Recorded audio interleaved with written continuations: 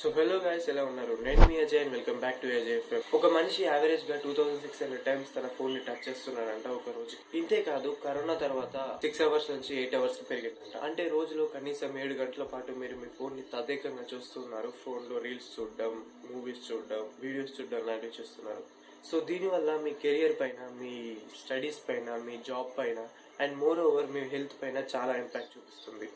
And మనం కొంతమందిని చూస్తూనే ఉంటాం, వాళ్ళ ఫోన్ ని వాళ్ళ వాళ్ళు చాలా డిస్ట్రెస్ గా ఫీల్ అవుతారు అండ్ చాలా డిస్టర్బ్ అవుతారు. అండ్ దీన్నే మనం సోషల్ మీడియా అడిక్షన్ అంటాం. సో ఇవాళ మనం ఈ సోషల్ మీడియా అడిక్షన్ అంటే ఏంటి అండ్ దీని నుంచి ఎలా బయటపడాలో చూడబోతున్నాం. వీడియో చాలా ఇంట్రెస్టింగ్ గా ఉండబోతుంది, లాస్ట్ వరకు చూడండి. అండ్ కొత్తగా ఎవరైనా వచ్చిన వాళ్ళు ఉంటే మన ఛానల్ ని సబ్స్క్రైబ్ చేసుకోండి. ఈ సోషల్ మీడియా అడిక్షన్ అనేది చాలా డేంజరస్. దీని వల్ల చాలా ఇంపాక్ట్ ఉంటుంది మన హెల్త్ పైన అండ్ మన కెరియర్ పైన. అండ్ ఈ సోషల్ మీడియా అడిక్షన్ ని మనం వేరే అడిక్షన్స్ తో కూడా కంపేర్ చేసుకోవచ్చు, like drinking addiction, drugs and gambling addiction లాంటివి. వినడానికి మీకు కొంచెం వింతగానే ఉండొచ్చు. ఈ డ్రింకింగ్, గ్యాంబ్లింగ్, ఈ సోషల్ మీడియా ఇవన్నీ వేరు వేరు కదా, వీటిని అన్నిటిని ఎలా కంపేర్ చేయొచ్చు అని చెప్పి. నిజమే, ఇవన్నీ వేరు వేరే, కాకపోతే అడిక్షన్ మాత్రం ఒకటే. అండ్ మన బాడీకి అలవాటు అయ్యే తీరు మాత్రం ఒకటే. మన బాడీ ఏ అడిక్షన్ అయినా సరే ఒక ప్యాటర్న్ లో అలవాటు చేసుకుంటుంది అండ్ ఆ ప్యాటర్న్ ని మనం డోపమైన్ ప్యాటర్న్ అంటాం. అసలు ఈ డోపమైన్ ప్యాటర్న్ అంటే ఏంటి? డోపమైన్ అనేది మన బ్రెయిన్ లో ఉండే ఒక న్యూరో ట్రాన్స్మిటర్. ఇది మన బాడీలో వేరియస్ పార్ట్స్ నుంచి సిగ్నల్స్ ని బ్రెయిన్ కి పాస్ చేస్తుంది. అండ్ ఇలాగే మన బాడీలో చాలా హార్మోన్స్ ఉంటాయి అండ్ కంట్రోల్ చేస్తుంటాయి. అండ్ ఆక్సిటోసిన్ అనే హార్మోన్ ఒక లవ్ హార్మోన్ గా చెప్తుంటారు. అండ్ దీని వల్లే మనం చూపించే లవ్ అండ్ ఎఫెక్షన్, రిలేషన్షిప్స్ అన్ని బాగుంటాయి అన్నమాట. సెరిటోనిన్ అనే ఒక హార్మోన్ ఉంటుంది. ఈ సెరిటోనిన్ అనే హార్మోన్ మన మూడ్ స్వింగ్స్ ని కంట్రోల్ చేస్తుంది అండ్ దీని వల్లే మనం నార్మల్ గా ఉండగలుగుతాం. అండ్ ఇలాగే సైంటిస్టులు కూడా ఈ డోపమైన్ ని చాలా ఏళ్ల పాటు ఒక ప్లెజర్ కెమికల్ గా భావించారు అండ్ దీని వల్లే మనకు హ్యాపీనెస్ వస్తుందని అనుకున్నారు. కానీ రీసెంట్ స్టడీస్ లో తెలిసిందంటే డోపమైన్ అనేది ప్లెజర్ కెమికల్ కాదు, హార్మోన్స్ వేరే ఉంటాయి అండ్ వాటినే మనం ఎండార్ఫిన్స్ అంటాం. అయితే ఈ డోపమైన్ అంటే ఏంటి? ఈ డోపమైన్ అనేది అర్థం చేసుకోవడానికి ఒక ఎగ్జాంపుల్ తో చెప్తానండి. మీరు చిన్నప్పుడు మీ డాడీ బయటికి వెళ్ళారనుకోండి, మీకు కాల్ చేశారు, నేను ఒక చాక్లెట్ తెస్తున్నానని చెప్పారు. అయితే మీరు ఆ మాట విన్న తర్వాతే మీ డాడీ మీకు చాక్లెట్ తెస్తున్నారని చెప్పి చాలా ఎక్సైట్ అవుతారు. అంటే మీకు ఒక రివార్డ్ రాబోతుంది, సాయంత్రం నాకు నాన్నగారు చాక్లెట్ తెస్తున్నారని చెప్పి మీరు హ్యాపీగా ఫీల్ అవుతారు. అండ్ మీ నాన్న కోసం వెయిట్ చేస్తూనే మీ నోట్లో నీళ్లు ఊరుతుంటాయి అండ్ ఆ చాక్లెట్ కోసం వెయిటింగ్ చేస్తూనే మీరు హ్యాపీగా ఫీల్ అవుతుంటారు. అండ్ దీన్నే మనం డోపమైన్ రష్ అంటాం. అండ్ ఇలాగా ఉండడం ఒక హెల్దీ పర్సన్ యొక్క లక్షణమే, భయపడాల్సిన అవసరం లేదు. కాకపోతే డోపమైన్ లెవెల్స్ తక్కువైనా ప్రాబ్లం వస్తుంది. అది ఎలాగంటే, డాడీ ఒక రోజు చాక్లెట్ తెచ్చారు, మీరు చాలా హ్యాపీగా ఫీల్ అయ్యారు. నెక్స్ట్ డే చాక్లెట్ తెచ్చారు, హ్యాపీగా ఫీల్ అయ్యారు. Third day, fourth day, fifth day, ఒక 8 days పాటు మీ డాడీ చాక్లెట్ తెస్తూనే ఉన్నారనుకోండి, 8th డే మీకు ఫస్ట్ డే ఉన్నంత హ్యాపీనెస్ ఉండదు. సో దానికోసం మీరు వేరే దానికి షిఫ్ట్ అవుతుంటారు. అండ్ ఇదే జరుగుతుంది స్మోకింగ్ అండ్ డ్రింకింగ్ లో కూడా. మీరు స్టార్టింగ్ లో చిన్న అమౌంట్ ఆఫ్ ఆల్కహాల్ తీసుకున్నా గానీ మీకు కిక్ వస్తుంది అండ్ దాంతో మీరు హ్యాపీగా ఫీల్ అవుతారు. అదే కొన్ని రోజుల తర్వాత అదే అమౌంట్ లో మీరు ఆల్కహాల్ తీసుకుంటే మీకు అంత కిక్ రాదు. సో ఆ కిక్ కోసం మీరు ఇంకా ఎక్కువ ఆల్కహాల్ తీసుకుంటారు అండ్ అలా పోను సో ఇదే జరుగుతుంది మొబైల్ అడిక్షన్ లో కూడా. మొబైల్ అడిక్షన్ ఎలా ఉంటుందంటే, మీరు రీల్స్ చూస్తున్నప్పుడు ఒక రీల్ చూసారు, అది ఒక ఫన్నీ రీల్ అండ్ మీకు హ్యాపీనెస్ అనిపించింది అండ్ మీ డోపమైన్ లెవెల్స్ చాలా హైలో ఉన్నాయి.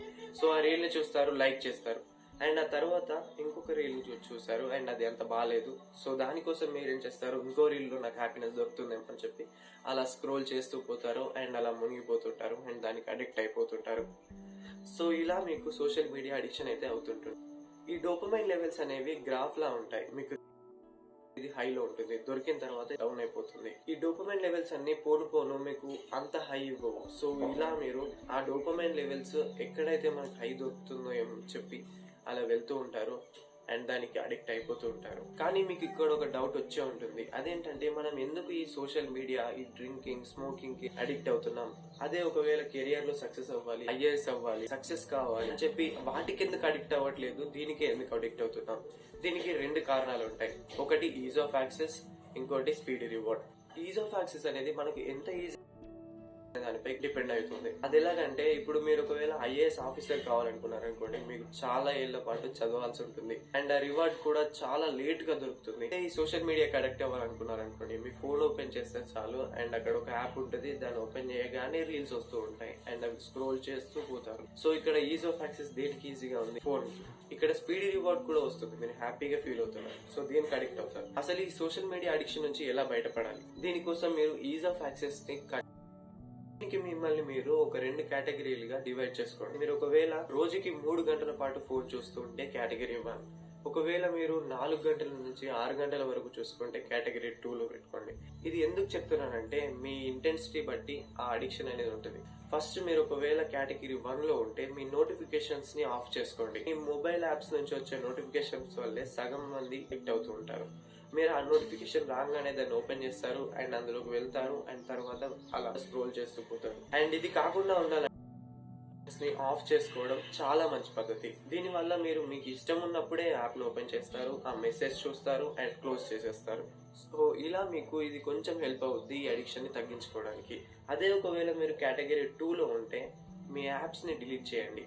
నేను అకౌంట్ ని డిలీట్ చేయమనట్లేదు, మీ యాప్స్ ని డిలీట్ చేయమంటున్నా.